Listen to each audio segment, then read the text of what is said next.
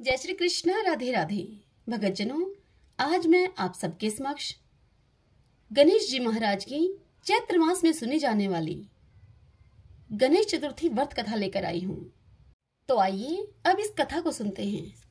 सब बोलिए गणेश जी महाराज की जय, चौथ माता की जय। एक समय पार्वती जी ने गणेश जी से पूछा, हे गणेश जी, चैत्र मास की कृष्ण चतुर्थी को गणेश पूजा कैसे करनी चाहिए? इस दिन भोजन क्या लेना चाहिए? इस मास के देवता का क्या नाम है और उनका पूजन करने का क्या विधान है, वह आप सब मुझे बताइए।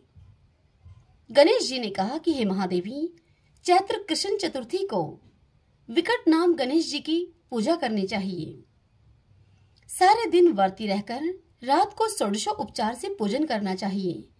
ब्रह्मा भोज के बाद स्वयं व्रती को पंचगव्य अर्थात गौ का गोबर, मूत्र, दूध, दही और घी, इस मिश्रण का अर्थात इस पंचगव्य का पान करके रहना चाहिए।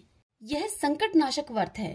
इस दिन शुद्ध घी और बिजोरे नींबू से हवन करने से बांझ स्त्रियां भी पुत्रवती होती हैं। हे शैलपुत्री, इसका इतिहास बड़ा ही अद्भुत है, जिसके स्मरण मात्र से ही मनुष्य को सिद्धि मिलती है, उसे मैं कहता हूँ। पुराने समय में सतयुग में मकरध्वज नाम के एक राजा हुए हैं। वे राजा प्रजापालक हुए हैं। उनके राज्य में कोई भी निर्धन नहीं था। चारों वर्ण अर्थात ब्राह्मण, क्षत्रिय, वैश्य और शूद्र अपने अपने धर्मों का पालन किया करते थे। प्रजा को चोर और डाकुओं आदि का भय नहीं था। सभी लोग उदार, बुद्धिमान, दानी व धर्मपरायण थे। यह सब कुछ होते हुए भी राजा को पुत्र की प्राप्ति नहीं हुई। कुछ समय के पश्चात महर्षि याज्ञवल्क्य की कृपा से उनको एक पुत्र की प्राप्ति हुई। राज्य का कार्यभार मंत्री पर छोड़कर राजा अपने पुत्र का पालन पोषण करने लगे। राज्य शासन हाथ में आ जाने से मंत्री धर्मपाल धनवान हो गए, जिससे मंत्री ने अपने 5 पुत्रों का धूमधाम के साथ विवाह किया और वे धन का उपभोग करने लगे। सबसे छोटे पुत्र की बहू अत्यंत धर्मपरायणी थी। चैत्र कृष्ण चतुर्थी पर उसने भक्ति पूर्वक गणपति जी की पूजा की। ऐसा देखकर उसकी सास ने उससे कहा कि अरे, क्या तंत्र मंत्र के द्वारा मेरे पुत्र को तुम वश में करने का उपाय कर रही हो?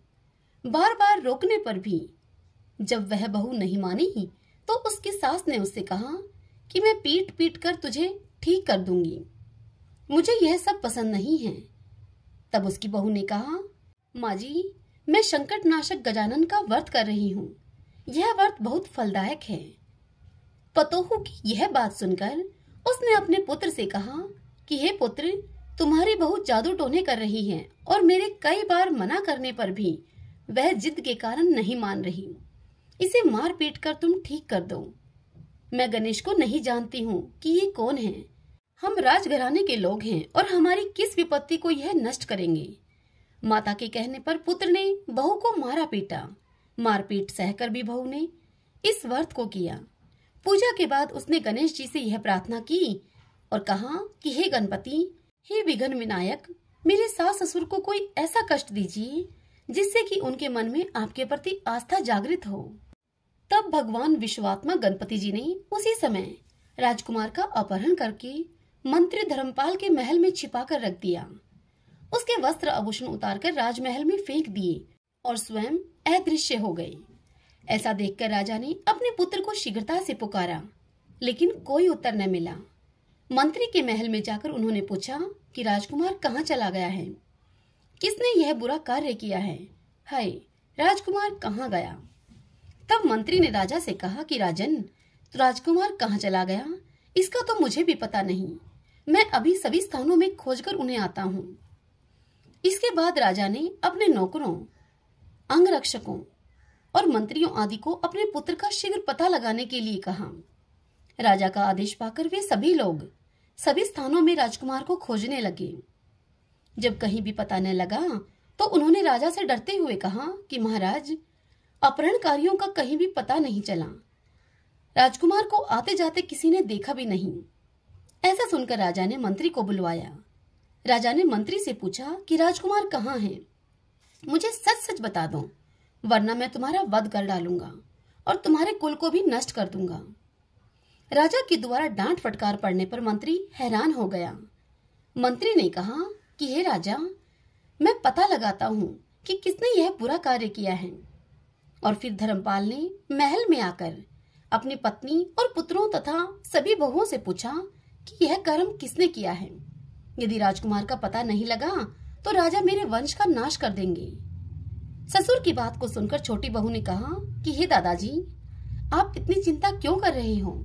आपके ऊपर गणेश जी का कोप हुआ है, अतः आप गणेश जी की पूजा कीजिए। राजा से लेकर नगर के समस्त व्यक्ति संकट नाशक चतुर्थी का व्रत करें तो गणेश जी की कृपा से राजकुमार मिल जाएंगे। मेरा वचन कभी झूठा नहीं होगा।